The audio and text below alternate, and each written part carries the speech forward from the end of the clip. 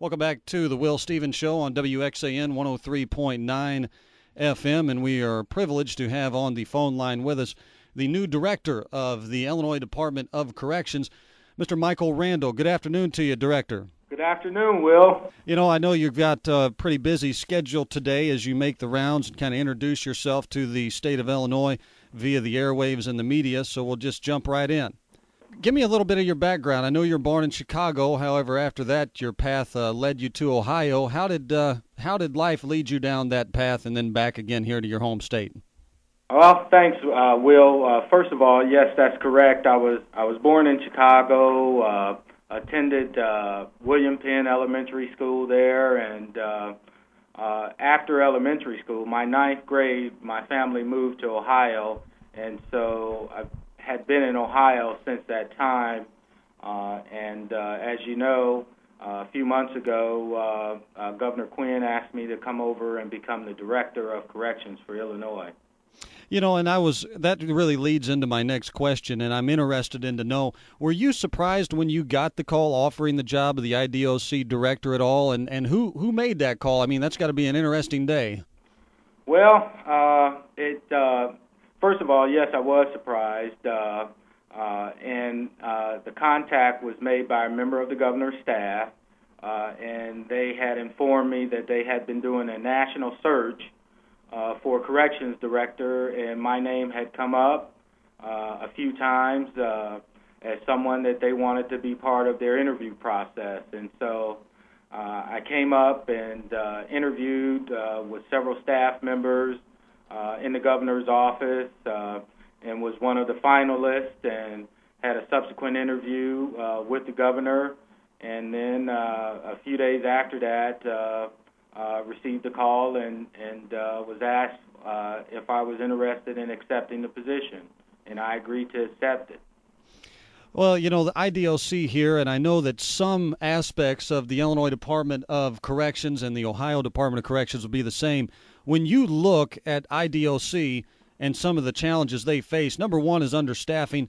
What do you plan to do in order to get more staff in Illinois prisons, and where does that money come from to help fund that extra frontline staff?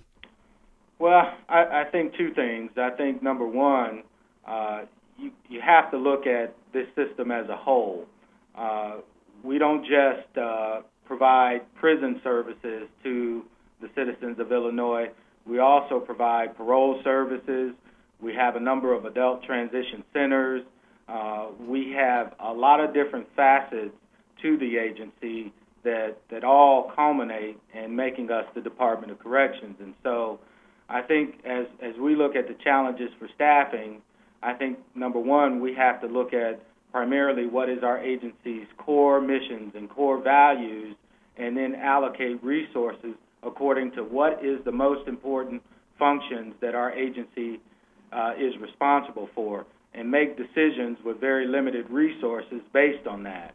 Now, having said that, I am pleased that we were able to get approval for a cadet class, and that cadet class of correction officers starts June 22nd. That will be 120 correction officers that will help us to deal with some of the overtime challenges that we have.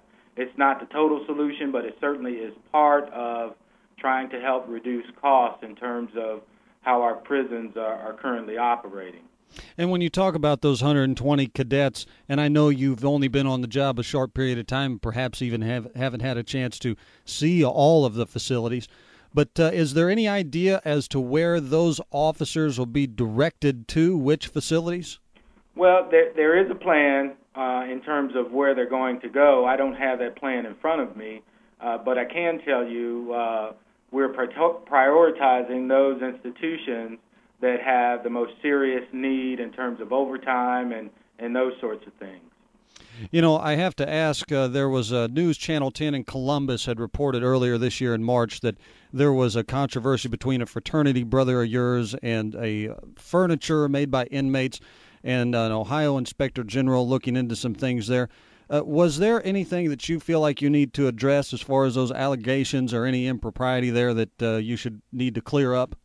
No, you are correct. The Ohio Inspector General is investigating that, and when the report is done, it'll be published. So do you feel that that will in any way dissuade the Illinois senators from confirming you, or do you think that you've got a pretty solid foothold in being confirmed as the new director? Because I know also the Illinois State Police Director hasn't been confirmed yet, and those things take some time, but does that weigh into your thinking in that regard in any way? No, it doesn't. At this point, I am currently functioning as the director, and I certainly wouldn't want to try to speak for the Senate in terms of what their requirements are or what their thoughts are about this. So at this moment in time, I'm going to continue to do the job that I was asked to do. We're talking with the new director of the Illinois Department of Corrections, Micheal Randle. He's the former assistant director for the state of Ohio, and after Governor Quinn commissioned a nationwide search, was appointed to that office, and he's currently working in that capacity and awaiting the full approval of the Illinois Senate. I've just got a couple other questions for you, and I know that we're pressed for time here a little bit this afternoon. You know, I was talking with a former frontline staff worker in the Illinois Department of Corrections just this morning, and I asked him, I said, if you had one question to ask the director, what would it be? And this is what he gave me. He said, how do you plan on developing a relationship with frontline staff so there isn't a disconnect between the people at the administrative level and the quote-unquote blue-collar workers? Because I think that under the last administration there has grown to be a disconnect there. Well, I think, first of all, I think the first few weeks of my tenure kind of answers that question. I'll give an example. My second day as director, I spent about 8 hours at the TAMS facility, walking every cell block, every housing unit, talking to every staff, talking to every inmate. My third day as director, I was at the Pontiac facility, spent 10 hours there, walked every cell block, every housing unit, talked to the majority of the staff, talked to the majority of the inmates. Yesterday, I was at Stateville, spent about 10 hours at Stateville, walking every housing unit, every area of the prison, talking with every staff person, the majority of the inmates, learning a lot about the day-to-day challenges that they face, providing services to the citizens of Illinois. That is the best way I could answer that question. And you were a frontline worker at one point, is that correct or incorrect? That's correct. And that kind of gives you a better perspective on where those guys are doing and what they're doing on a day-to-day basis, I would assume. I believe so. Well, hey, I appreciate your time today, Director Randle, and I'll leave you with one last question. You mentioned the TAMS facility. There has been some controversy as to how the inmates are being handled at the TAMS facility. Do you think that there is any issue there as far as the solitary confinement, 23 hours? Is that something that you may want to review? Certainly that was one of the governor's priorities for me as the incoming director, is to do a review of the TAMS facility and make recommendations for possible changes in operational procedures.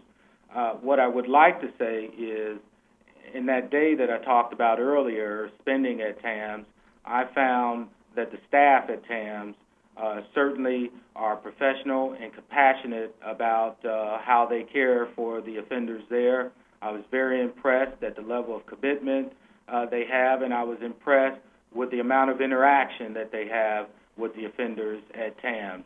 So I guess first and foremost, I want people to understand that the staff down there at TAMS are doing a very difficult job with a very difficult group of offenders that most people in this state would not want to deal with.